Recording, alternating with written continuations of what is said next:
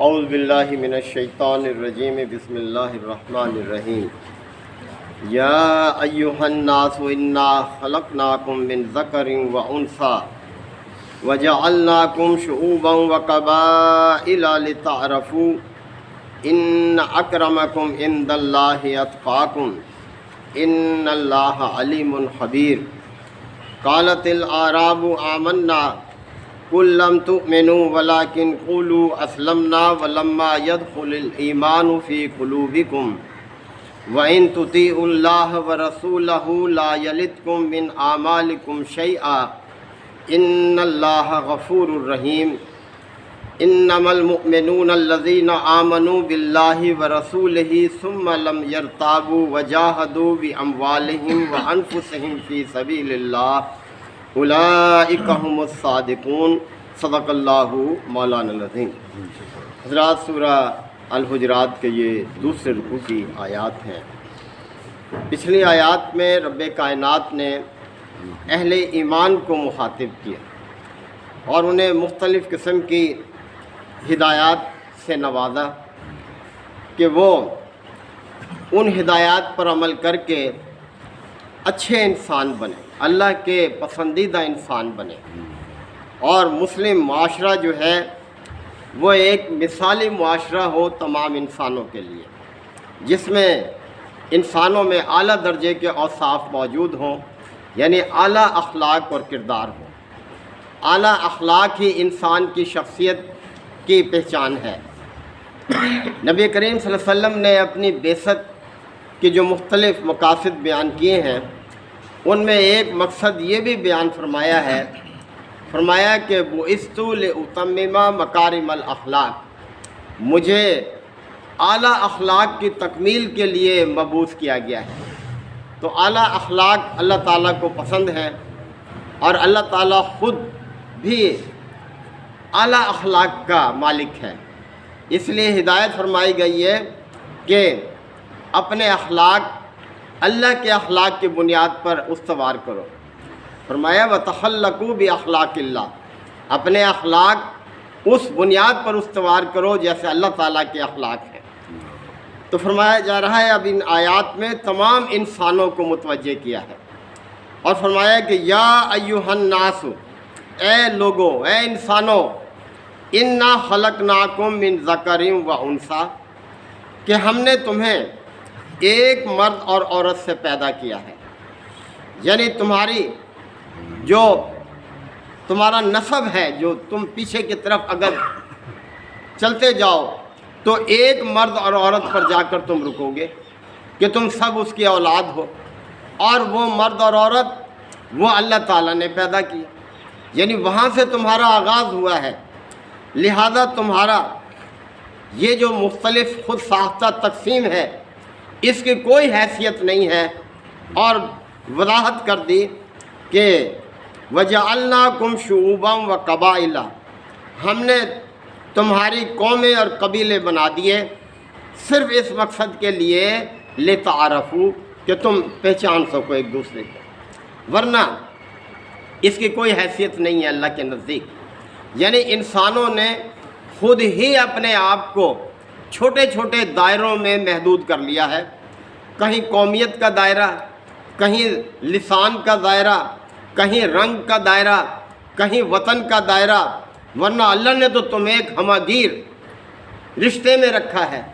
یعنی مسلمان دیکھیں کہیں بھی آباد ہوں، وہ سب ایک بھائی بھائی کی طرح سے ہیں، اور سب انسان جو ہیں وہ ایک ہی مرد اور عورت کی اولاد ہیں، یعنی ایک جوڑے سے ہی پیدا ہوئے ہیں۔ تو یہ جو تقسیم ہے قوموں کی، برادریوں کی، اور بنیاد پر، یہ تو پہچان کے لیے ہے۔ اصل چیز کیا ہے جو اللہ کے ہاں تمہیں ممتاز کرتی ہے؟ فرمایا ان اکرمکم عند اللہ اتقاکم، اللہ کے نزدیک تم میں سب سے زیادہ عزت والا وہ ہے جو بہت زیادہ پرہیزگار ہے۔ جتنا زیادہ پرہیزگار ہوگا اتنا اونچا درجہ ہوگا اس کا اللہ کے ہاں۔ لہذا اس کی فکر کرو، پرہیزگاری یعنی اللہ کی نافرمانی سے بچنا، اس کی اطاعت اور بندگی میں اپنے آپ کو رکھنا، یہ ہے اصل کامیابی اور اصل عزت جو اللہ کے ہاں تمہیں ممتاز کرنے والی ہے۔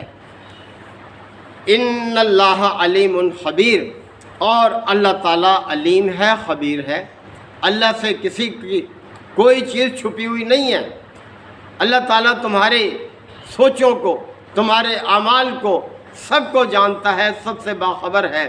لہذا تمہیں اپنے اعمال کی فکر کرنی چاہیے، تمہیں وہ اعمال کرنے چاہیے جو اللہ کے نزدیک تمہیں پسندیدہ انسان بنانے والے ہیں، ان کی فکر ہو۔ باقی یہ ذات، برادریاں، یہ تو ایک اتفاق ہے کہ تم کہاں پیدا کر دیے گئے، اس میں تمہارا کیا کمال ہے؟ اس میں تمہاری محنت تو یہ ہے کہ اپنے آپ کو تقوی والا بناؤ، اللہ کی نافرمانی سے بچنے والا بناؤ۔ اب ایک اور چیز کی طرف توجہ دلائی کہ قالت الاعراب آمنا، یہ بدو لوگ کہتے ہیں کہ ہم ایمان لائے۔ یہ بدو لوگ مدینہ کے اطراف میں آباد تھے، مدنی دور کی یہ آیات ہیں۔ سب بدو مراد نہیں ہے یہاں، کچھ قبیلے ایسے تھے جیسے جوہینہ ہے، اسلم ہے، اشجع ہے، یہ قبیلے ایسے تھے کہ جو مصلحت کی بنیاد پر مسلمان ہو گئے تھے کہ وہ مسلمانوں کی ضرب سے محفوظ رہیں گے، اور ان کے جو مال غنیمت آتا ہے اس میں بھی ہمیں حصہ ملے گا۔ انہوں نے دل سے اسلام کو قبول نہیں کیا تھا، تو اللہ تعالیٰ تو دلوں کے حال بھی جانتا ہے، تو اللہ تعالیٰ نے ایسے بدوؤں کو یہاں خبردار کیا، مخاطب کیا کہ قالت الاعراب آمنا، یہ بدو کہتے ہیں کہ ہم ایمان لے آئے۔ قل لم تؤمنوا، اے نبی صلی اللہ علیہ وسلم ان سے کہہ دو تم ایمان نہیں لائے، یعنی تمہارے دل نے ایمان کی تصدیق نہیں کی۔ ایمان تو قلب کی تصدیق کا نام ہے کہ اللہ تعالیٰ کے دین کو دل سے قبول کرو، اس کی سچائی کا اعتراف کرو، اس کو حق مانو اور اسی کو اپنے لیے مشعل راہ بناؤ، تب ہے اللہ کو قبول۔ تو اے نبی صلی اللہ علیہ وسلم ان سے کہہ دو لم تؤمنوا، تم ایمان نہیں لائے، ولیکن قولوا اسلمنا، بلکہ تم یہ کہو کہ ہم مطیع فرمان ہو گئے، ہم نے سر تسلیم خم کر دیا، ہم ہر حکم کے آگے سر جھکانے والے ہیں۔ ولما يدخل الایمان فی قلوبکم، اور تمہارے دلوں میں ایمان تو داخل ہی نہیں ہوا، صرف زبانی دعویٰ ہے تمہارا، تمہارے دلوں نے اس کی تصدیق نہیں کی، اس کو قبول نہیں کیا۔ وَإِن تُطِيعُوا اللَّهَ وَرَسُولَهُ، اگر تم اللہ اور اس کے رسول کی اطاعت کو قبول کرو، یعنی اپنے آپ کو سپرد کر دو اللہ اور اس کے رسول کی اطاعت کے، تو لا یلتکم من اعمالکم شیئا، تو اللہ تعالیٰ تمہارے اعمال کے اجر میں کسی قسم کی کوئی کمی نہیں کرے گا، بڑھا چڑھا کر دے گا تمہیں، تمہارے اعمال کی جو اجر بنتا ہے تمہیں بڑھا کر دے گا۔ ان اللہ غفور الرحیم، اور اللہ بہت درگزر کرنے والا، رحم کرنے والا ہے۔ یعنی اگر تم اپنی اس حرکت سے باز آ جاؤ، دل سے قبول کر لو اسلام کو اور مطیع فرمان بن جاؤ اس کے، تو اللہ تعالیٰ تم سے درگزر کر لے گا، تمہیں اپنے دامن رحمت میں لے لے گا۔ بار بار اللہ کا یہ وعدہ ہے قرآن مجید میں کہ انسان اگر اپنے غلطی کو محسوس کرتے ہوئے اگر رجوع کر لے اللہ کی طرف، معافی مانگ لے، تو اللہ سزا دینے میں سخت گیر نہیں ہے، بلکہ معاف کرنے کی طرف اس کی سنت ہے۔ اس کا طریقہ یہ ہے کہ جب بندہ اس کی طرف آ جائے تو وہ اس کے معذرت کو قبول کر لیتا ہے اور اس کو معاف کر دیتا ہے۔